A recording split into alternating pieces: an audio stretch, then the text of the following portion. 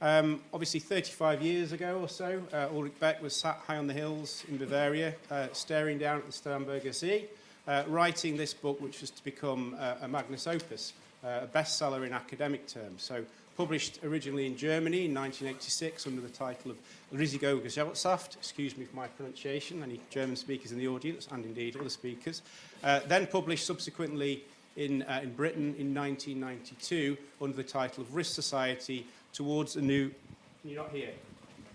No. Right. You have to have it closer. Published, in the UK under the title of Risk Society Towards a New Modernity. I think that towards a new modernity is very important, and I'll say why later on in relation to Beck's broader project. So what Beck was arguing then was that the epochal change from an industrial society into a risk society was characterised by a range of different features. So fundamental here was the idea that capitalism became its own gravedigger, but not in the way that Marx described it. So capitalism produced in the goods, but also produced social bads. So that's to say the side effects of capitalist modernisation produced these unmanageable risks and hazards. And obviously, if you think about the arrival, the timing of that book, think about Chernobyl, think about Bhopal, think about what followed thrift upon, the BSE crisis, for example, then I think the book arrived in a world which was very much ready for it.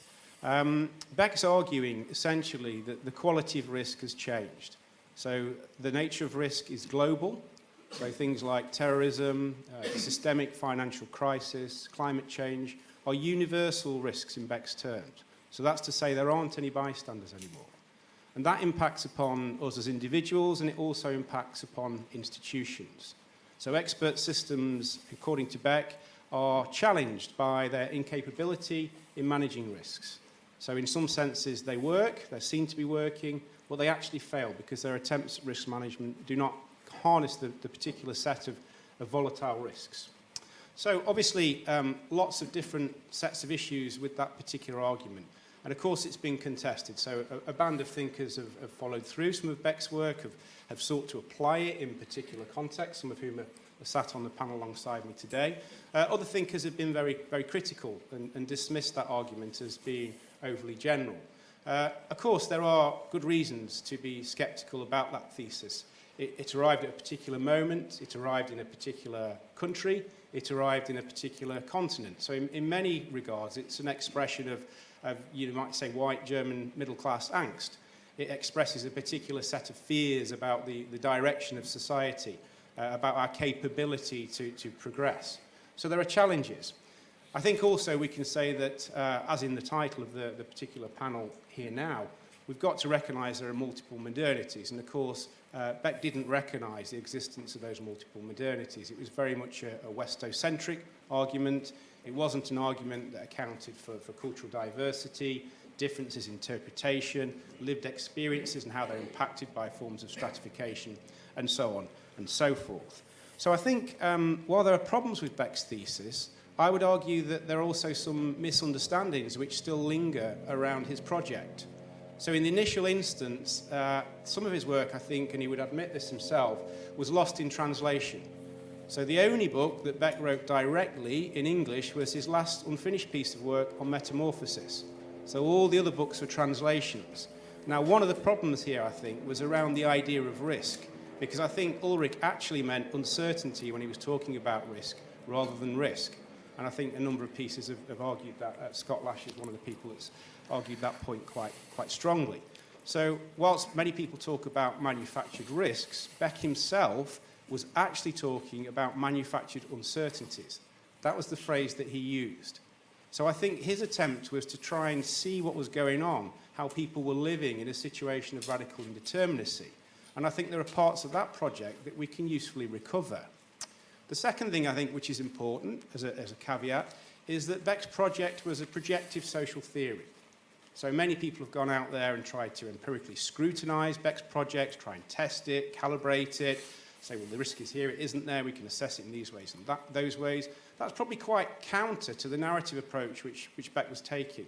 So the projective social theory he was involved in was intended as a provocation. It was intended to kind of paint the contours of the world in broad brush strokes. And it was also intended to try and grapple with what might be coming down the pipe.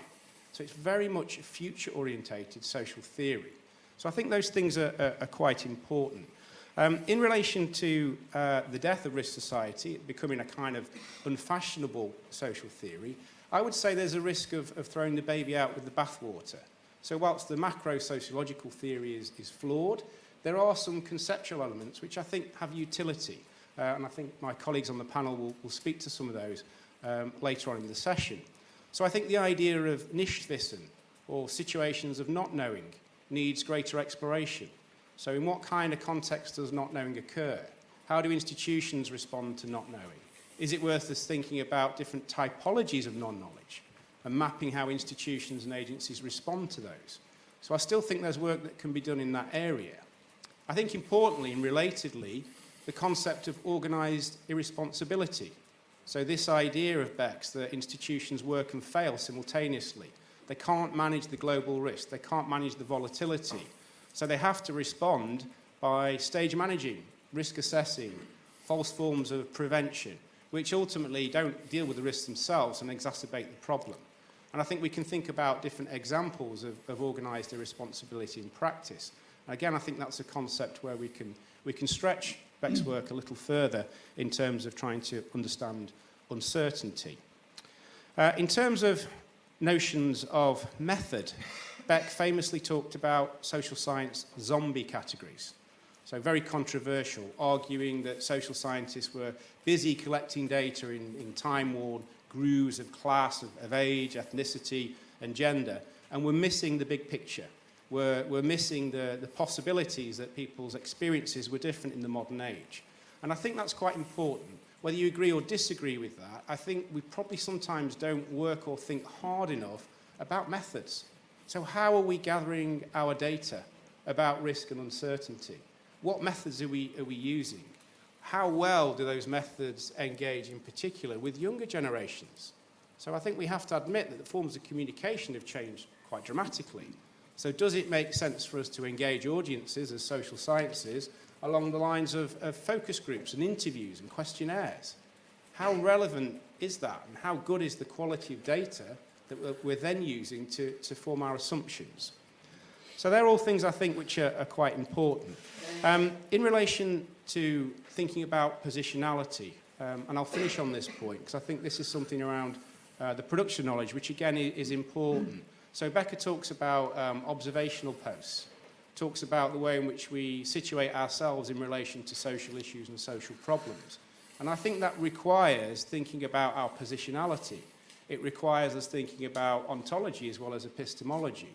What's our location in relation to our participants? How do we stand in relation to the knowledge which we're producing? And again, that's something which I think we should reflect on and we should think hard about in relation to our outputs, as they're generally called in this age of mass production within academia.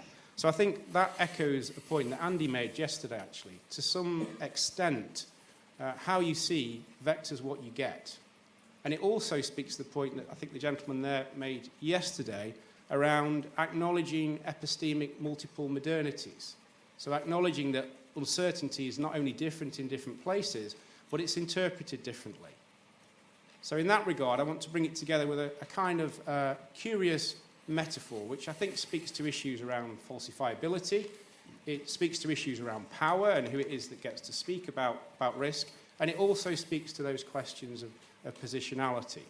So it goes something like this. It's an old Chinese proverb about two Ming dynasty philosophers located in the Summer Palace in Beijing, staring down into the pond. The first comments to the other, "Don't the fish look happy today?" To which the second replies, "How do you know they're happy? You're not a fish." To which the first retorts, "And how do you know I don't know? Because you're not me." Thank you.